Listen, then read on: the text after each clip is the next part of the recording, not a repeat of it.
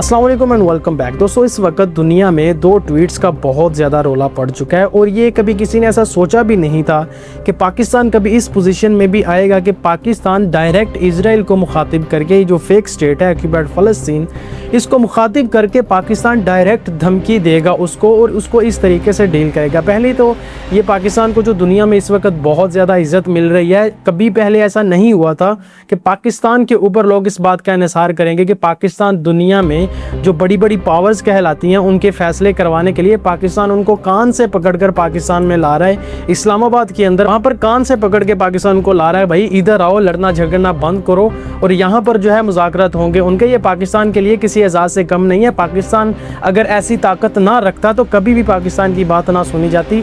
पाकिस्तान दुनिया की 7वीं एक ऐसी ताकत है जिसका दुनिया में एक नाम था, लेकिन दुनिया इसको बहुत ही कम जानती थी इससे पहले।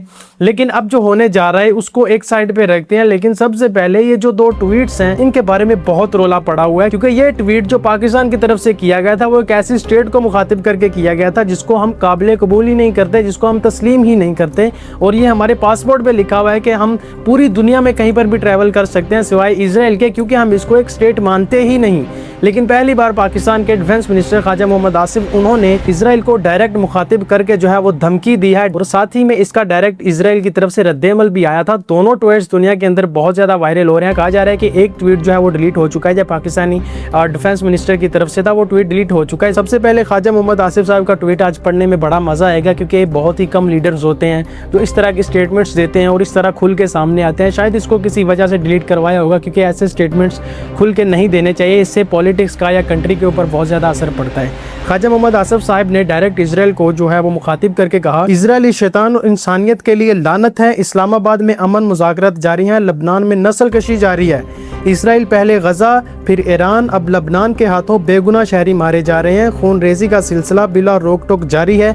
मैं उम्मीद करता हूँ, इन लोगों से दुआ करता हूँ जिन्होंने फ़लस्तीनी सरजमीन पर इस कैंसर ज़दा रियासत को बनाया था, वो जहन्नम में जलने वाले यूरोपीय यहूदियों से निजात हासिल करें। ये स्टेटमेंट था पाकिस्तानी डिफेंस मिनिस्टर ख्वाजा मोहम्मद आसिफ साहब की तरफ से, और उसका फ़ौरन से रिप्लाई भी आया था इजरायली प्राइम मिनिस्टर की जानिब से, जो फेक स्टेट का प्राइम मिनिस्टर है नेतन्याहू, उसकी तरफ से। उसका कहना था कि पाकिस्तान के वज़ीर दिफा का इजराइल को तबाह करने का मुतालबा इश्तिआल अंगेज़ है।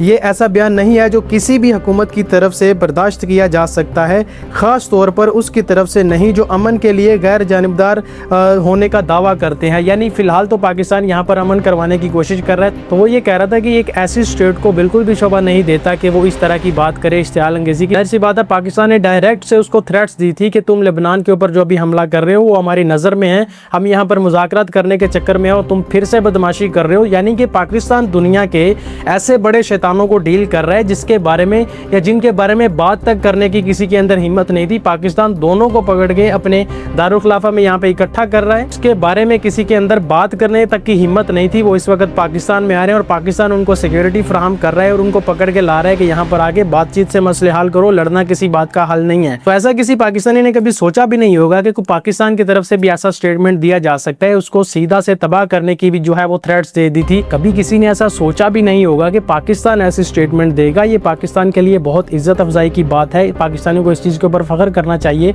कि पाकिस्तान के अंदर जो है वो इस वक्त मुज़ाकरात हो रहे हैं, मुज़ाकरात की तैयारी हो रही है। और अगर ये हो जाते हैं तो बड़ी बड़ी ताकतें जो है वो हिल कर रह जाएंगी, अगर पाकिस्तान इन मुज़ाकरात को करवाने में कामयाब हो जाता है तो।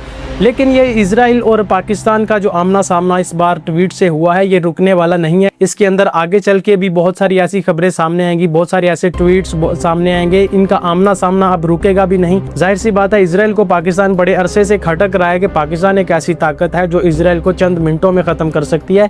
इसके लिए ये बहुत बड़ा खतरा है। तो कहा जाता था कि ईरान पहला नंबर होगा और पाकिस्तान दूसरा नंबर होगा। तो पाकिस्तान की तो सोच यही है कि हम तो ईरान को नहीं गिरने देंगे, और तुम पाकिस्तान की बात करते हो ईरान हम गिरने देंगे तब तुम पाकिस्तान तक पहुंचोगे। तो पाकिस्तान और ईरान की ताकत इस वक्त बिल्कुल ऐसे ही है जैसे दो भाई होते हैं। अल्लाह करे इनका इत्तेहाद इसी तरीके से कायम रहे और ईरान को अल्लाह ताला कामयाब करे। ये यूरोपीय ममालिक की बहुत बड़ी हार होगी अगर ये मुज़ाकरात हो जाते हैं तो। और ये अगर ईरान के मुतालबात समेत इनको मंजूर किया जाता है तो ईरान दुनिया में एक ऐसी ताकत बन जाएगा जिसके बारे में कभी किसी ने सोचा भी नहीं होगा। बाकी आगे देखते हैं क्या होता है। फिलहाल के लिए मुझे इजाज़त दे, मिलता हूँ आपसे नेक्स्ट वीडियोज़ में। तब तक के लिए अल्लाह हाफिज़।